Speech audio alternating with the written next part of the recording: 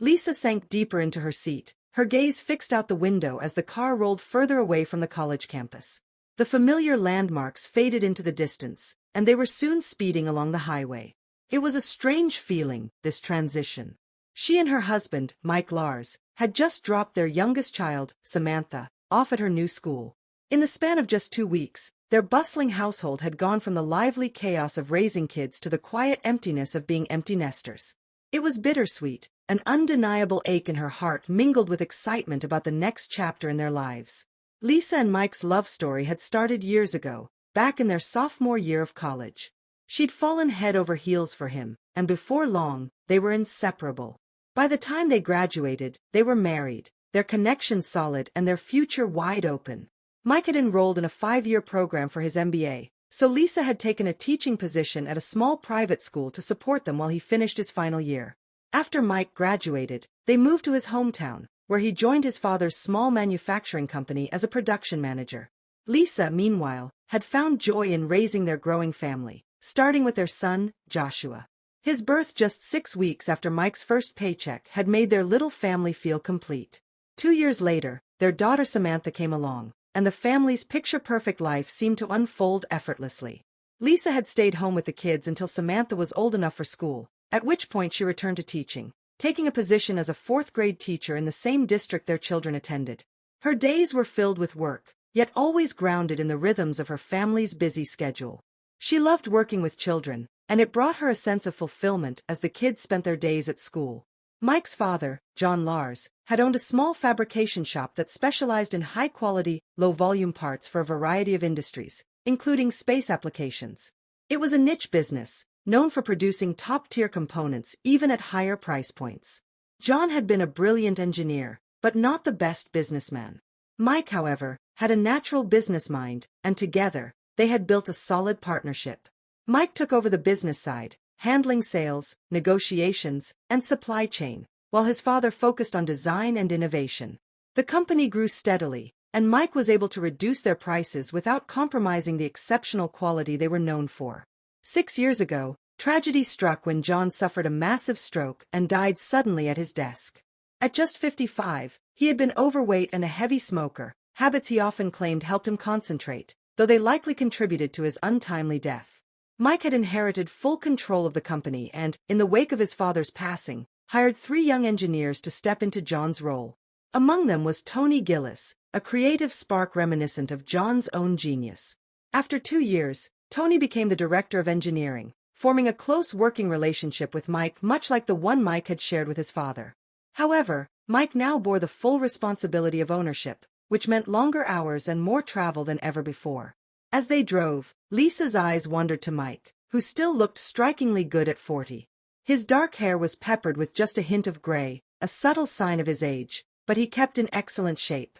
While he wasn't a runner, Mike had a deep love for water sports, particularly whitewater rafting and scuba diving.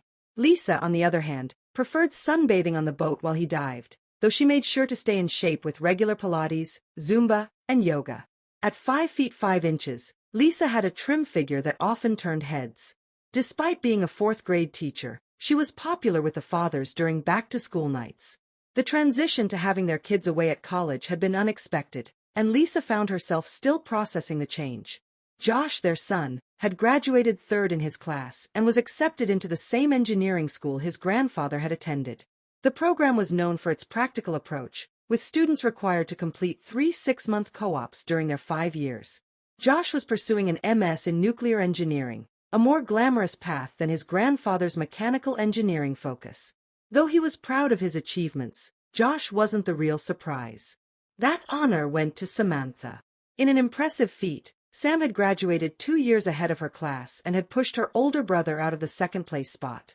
She had worked tirelessly to complete high school early, and Josh, though playful in teasing her about the missed valedictorian spot due to a B+ in an art class, was nothing but supportive.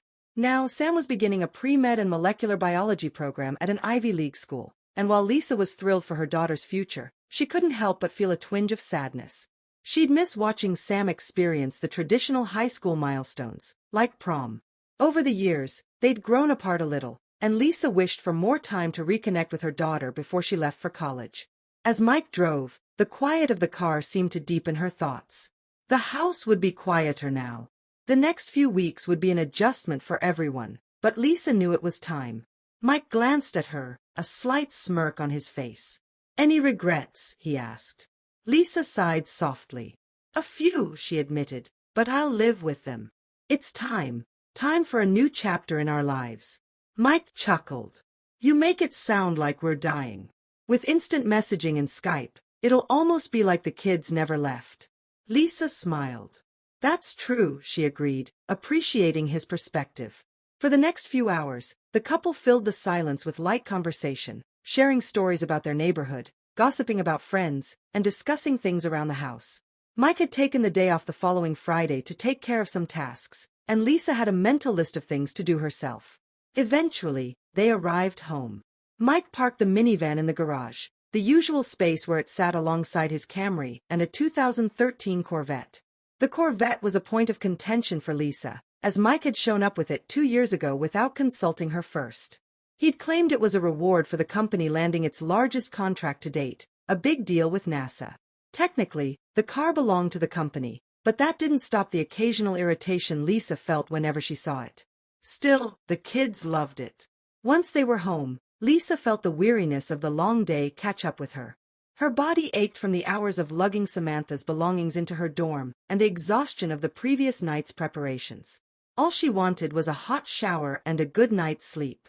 Mike, ever the considerate husband, offered to run out for milk, even though they were only 10 minutes from the nearest store. "Why didn't you stop on the way in?" Lisa groaned, knowing she was too tired to head back out herself. "You looked like you needed to get home," Mike replied with a grin. "And I don't mind." Lisa appreciated his thoughtfulness, even as she waved him off. "I'm taking the vet," he called out as he headed to the car. "It's a gorgeous night, and way more fun to drive than that minivan." With a roar of the V8, Mike sped off, leaving Lisa to walk inside. She undressed for her shower, feeling a lingering sense that something was missing. Mike was a great guy, he was the perfect husband and father. But soon, he would be gone again, off on another business trip, and she would be left behind, on her way to a new life. It wasn't that she resented his success. It was just that, 3 years ago, she had found herself growing lonely, intellectually alone, even with everything else in her life going well. She knew it wasn't Mike's fault. Life had just changed, and she was left to figure out where she fit into this next phase. After the loss of his father, Mike's emotional and physical absence became more apparent. As the company thrived and the kids were growing older, Lisa found herself increasingly isolated. One night, when Mike was away and the children were occupied with their own lives, Lisa decided to step out. She joined a few fellow teachers at a restaurant, where the laughter flowed as easily as the wine. On a whim, they ventured to a nearby club, and there, amidst the rhythm of the music, Lisa found herself swept up by the charismatic Tony Gillis, an engineer from Mike's company. He was an exceptional dancer, and they shared a wonderful evening together. As the night drew to a close, Tony called a cab for Lisa, and she gave him a warm hug, a peck on the cheek, and slipped into the cab, feeling unexpectedly alive. A week later, Mike was again away on business, and Tony sent Lisa a text inviting her to another night of dancing. Thrilled by the invitation, Lisa eagerly accepted, enjoying the night thoroughly. She was introduced to Tony's friends, who welcomed her with open arms, and Lisa felt an excitement she hadn't experienced in years. The fun felt innocent, but there was something about it that stirred a part of Lisa she thought had long been dormant. She didn't mention these outings to Mike, seeing them as a small act of rebellion, a way to regain some of her own freedom and autonomy. The dancing became a regular occurrence whenever Mike was away, and Lisa found solace in her newfound connection with Tony. Her son Josh, involved in hockey, was usually out until late, and her daughter Samantha, not into sports, was enrolled in enrichment classes that kept her busy on different nights. This gave Lisa the perfect opportunity to enjoy her nights out without raising suspicion. Still, it was clear that her relationship with Tony had deepened.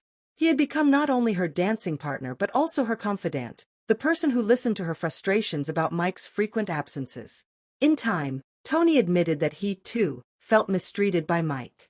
He revealed how Mike had taken credit for some of Tony's ideas, profiting from them without sharing the proceeds. Lisa was enraged on Tony's behalf, and before she knew it, the hug of comfort turned into a kiss. The kiss led to more, and they left the restaurant that night without ever reaching the dance floor. Tony's townhouse became their secret haven, a place where Lisa could escape the loneliness of her marriage. Lisa refused to call it an affair. She convinced herself that she had found her true soulmate in Tony. Their physical connection was electric, and in Tony, she felt the passion and excitement that had been missing from her life for years. But despite her growing love for him, two things held her back from taking the final step and filing for divorce. First, there were her children. She had seen firsthand the emotional toll divorce took on her students, and she didn't want her own children to experience that. Despite everything, Mike was a good father when he was home, and Lisa still had some lingering affection for him. She didn't want her children to grow up in two separate homes. The second factor was Tony's suggestion. He had just been promoted to director of engineering, and he proposed that they wait until he had firmly established himself in his new role. Tony believed that with time, he could win the support of the employees, who were disillusioned with Mike's absenteeism. When the time was right, Tony promised they would run the company together, something that was supposed to happen when Mike had taken over from his father but had never materialized. Lisa agreed to wait until Samantha graduated, and in the meantime, Tony would strengthen his relationships with the engineering and production teams, ensuring their support when the time came to act. 3 years passed, and Lisa's secret relationship with Tony flourished. Then the unexpected happened. Samantha graduated early, and the timing of Lisa and Tony's plan moved up by 2 years. Excited by the prospect of a new life, Lisa celebrated that night, exhausted but exhilarated. She stepped out of the shower, feeling lighter than she had in years, her muscles relaxed and ready to crawl into bed. She wrapped herself in a soft towel and walked into the walk-in closet to grab her robe, but as she turned back toward the room, something caught her eye. A sudden sense of dread washed over her as she noticed Mike's things were gone. His dresser was bare, the drawers empty. Panic gripped her chest as she searched the house, finding that Mike's personal belongings were missing everywhere. The family photos, the movie collection, gone. She ran to his home office, only to find that too had been completely cleared out. She collapsed on the floor, the realization hitting her like a wave. Mike had left. He had waited until Samantha was off to school before leaving her. In a state of shock, Lisa's mind raced, and she feared the worst. Had Mike discovered her affair with Tony? Did he know everything? As she hurried upstairs to grab her phone to call Tony, something on the bed caught her attention.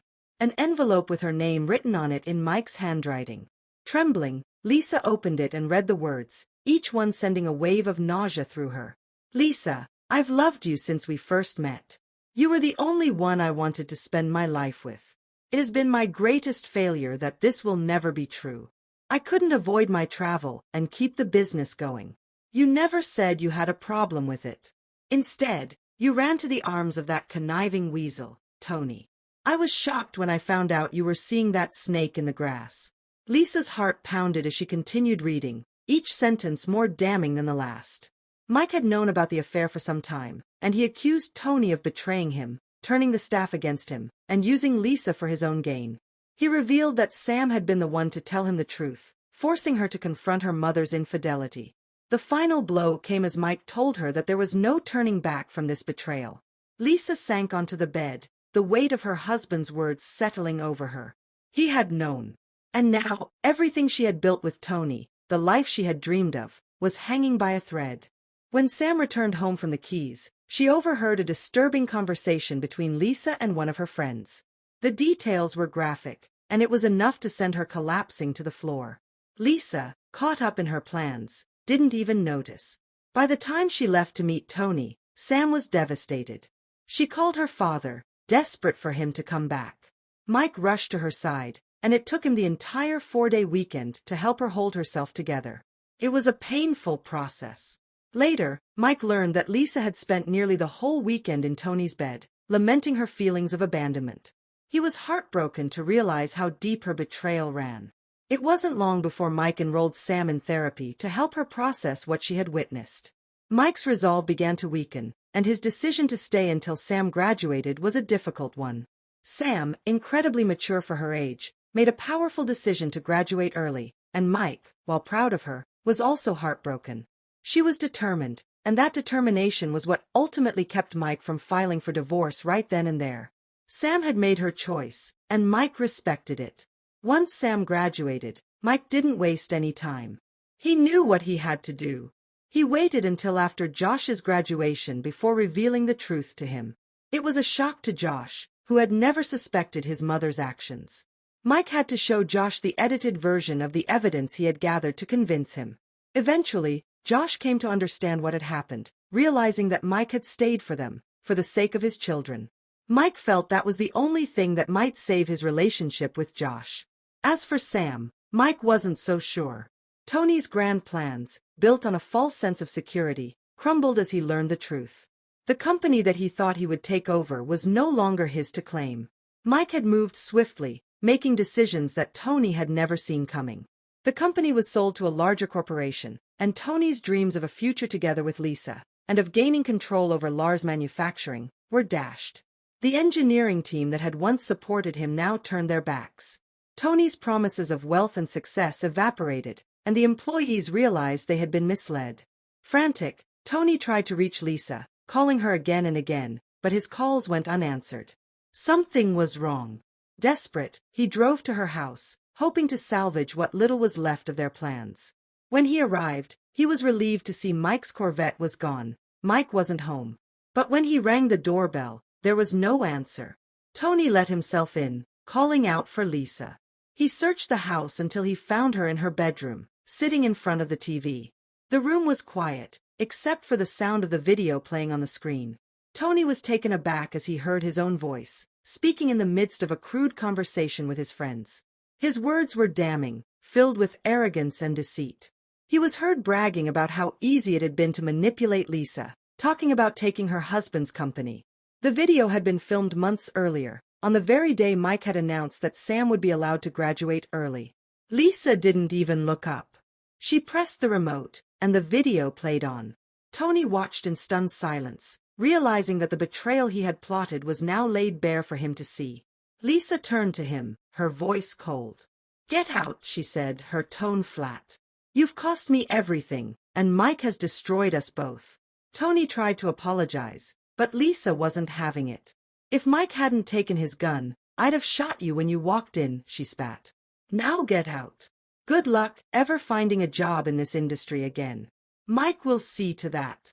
Tony, stunned and humiliated, realized that the life he had dreamed of was slipping through his fingers. As Lisa turned her back on him, he understood that there was no redemption left.